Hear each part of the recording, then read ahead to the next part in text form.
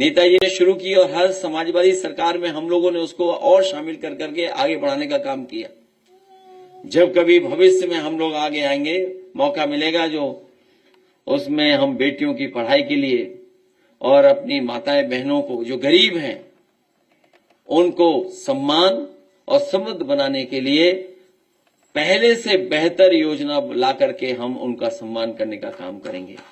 और तमाम योजनाओं के माध्यम से जो बहादुर बेटियां थीं या जो उत्कृष्ट काम करती थी महिलाएं, या खेल में या किसी और क्षेत्र में, रानी लक्ष्मीबाई योजना चला करके हम लोग सम्मान देते थे।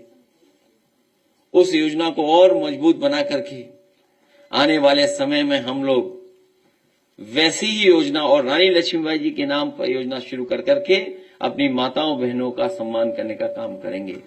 मैं आदरणीय रूपरेखा वर्मा जी ने, हालांकि जब वो बोलती तो और भी जानकारी हम लोगों को मिल जाती, मैं उनका धन्यवाद देता हूं कि जिस तरीके से उन्होंने जो बातें रखी हैं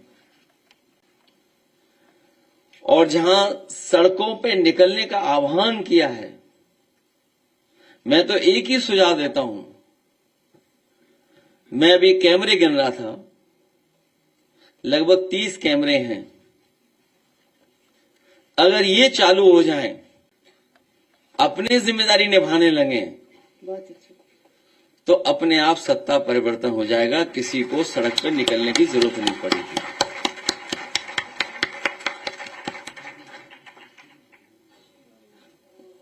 वो परिस्थितियां, कारण, वो दबाव क्या है, उन चीजों में मैं नहीं जाना चाहता हूं।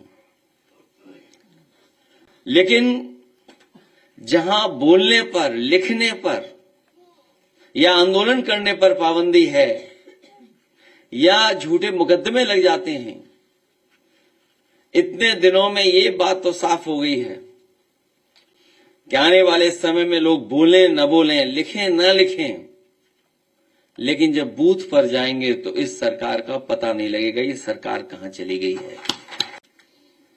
तो उस समय डायल 100 में जो सबसे पहला कॉल रिसीव करती हैं तकलीफ और परेशानी में, तो हम लोगों ने पुरुष को नहीं रखा था, उसमें महिलाएं और लड़कियों को रखा था, क्योंकि वो हैं जो दुख और तकलीफ समझ सकती हैं, वो किसी से व्यवहार खराब नहीं करेंगी। इसलिए डायल 100 योजना में हम लोग उनको शामिल किया था।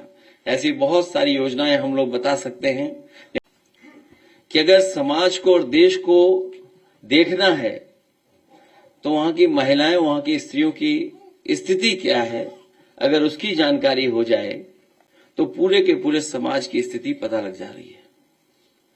जहां भारत में विभिन्न जाति धर्म के लोग रहते हैं और जब हम आकलन करते हैं तो हमारी महिलाओं बहनों की स्थिति बहुत ही खराब है। और इधर ये